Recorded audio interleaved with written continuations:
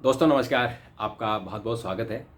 दोस्तों सोमवार से 9 मार्च से बजट सत्र का दूसरा चरण शुरू हो रहा है और इसमें जो सबसे महत्वपूर्ण बात है वो है लोकसभा अध्यक्ष ओम बिरला के खिलाफ कांग्रेस का अविश्वास प्रस्ताव, उस पर चर्चा होनी है।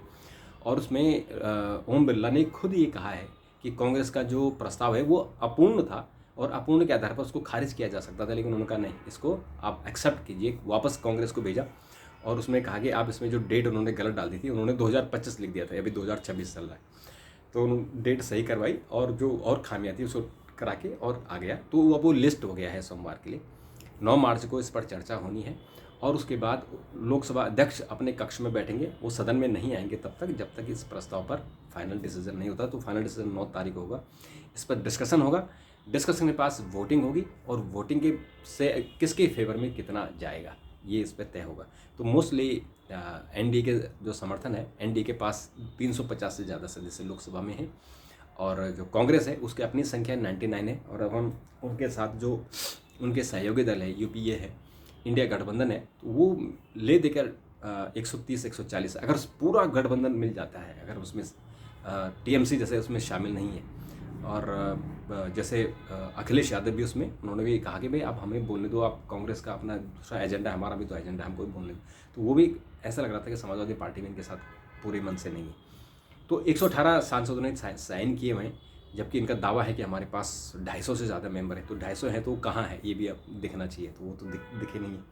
तो कुल मिलाकर सोमवार को चर्चा होगी। इससे पहले 4 लोकसभा अध्यक्षों के खिलाफ भी अविश्वास प्रस्ताव आए, लेकिन पास कोई भी नहीं हुआ। शुरुआत में ही जब लोकसभा का गठन हुआ था तो तब मावलंकर जी के खिलाफ भी एक प्रस्ताव आया था। फिर 67 में एक प्रस्ताव आया था, सोमनाथ चटर्जी के खिलाफ प्रस्ताव आया था और फिर सोमनाथ चटर्जी खुद एक बार प्रस्ताव लेकर आए थे और ये अब ओम बिरला के खिलाफ आ रहा है। ये चौथा प्रस्ताव है, 3 प्रस्ताव पहले आ चुके हैं, ये चौथा प्रस्ताव है। तीनों में से कोई भी पास नहीं हुआ है और ये भी नहीं होगा पास, क्लियर कट है। ये तो लोकसभा अध्यक्ष के खिलाफ इसलिए प्रस्ताव आया कि राहुल गांधी ने कहा है कि वो बोलने का मौका नहीं देते, स्पीकर बंद कर देते हैं, उनका माइक बंद कर दिया जाता है। तो बेसिकली ये सरकार के खिलाफ गुस्सा होता है जो लोकसभा अध्यक्ष के नाम पर ये निकालते हैं।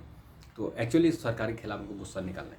अब उसमें एक कांग्रेस का जो सदस्य हैं, जो झारखंड के सांसद हैं, निशिकांत दुबे, तो दुबे ने भी राहुल गांधी के खिलाफ एक प्रस्ताव दिया हुआ है कि राहुल गांधी की सदस्यता खत्म की जाए और राहुल गांधी को चुनाव लड़ने से रोका जाए, क्योंकि राहुल गांधी लगातार झूठ बोल रहे हैं और लगातार वो अव्यवस्था फैला रहे हैं। तो उस प्रस्ताव पर भी लोकसभा अध्यक्ष को उस पर चर्चा करनी है कि उसको एक्सेप्ट किया जाए या ना किया जाए।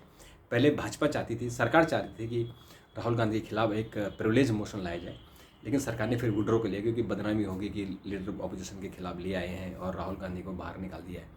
लेकिन इसलिए अब वो बीजेपी के एक सदस्य लाए हैं, एक इंडिविजुअल सदस्य लाए हैं, लेकिन जो कानून है, रूल है, उस रूल के हिसाब से उसको एक्सेप्ट करना या न करना वो लोकसभा अध्यक्ष के हाथ में है।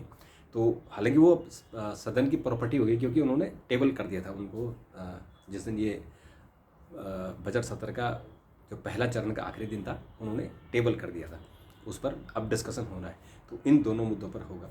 और उसके अलावा जो चूँकि बजट सत्र है, ये पहला चरण पास हो गया, अब दूसरा चरण पास यानी अनुदान मांगों पर चर्चा होनी है और उसके बाद विधेयक पास होगा। तो ये कुल मिलाकर बजट पास हो जाएगा। और ये जो बुलाया गया सत्र था स्पेशली राष्ट्रपति अभिभाषण के लिए, और ये जो बजट का दूसरा चरण इसमें पास होना है, लेकिन इसमें ये बात बीच में आ गई कि लोकसभा अध्यक्ष के खिलाफ प्रस्ताव आ गया, तो अब उस पर भी चर्चा हुई, इसलिए ये महत्वपूर्ण हो गया। तो इंतज़ार करते हैं और आपसे मुलाकात करेंगे 9 तारीख को, और 9 मार्च को मैं आपको संसद से इस बारे में बात करूँगा। नमस्कार।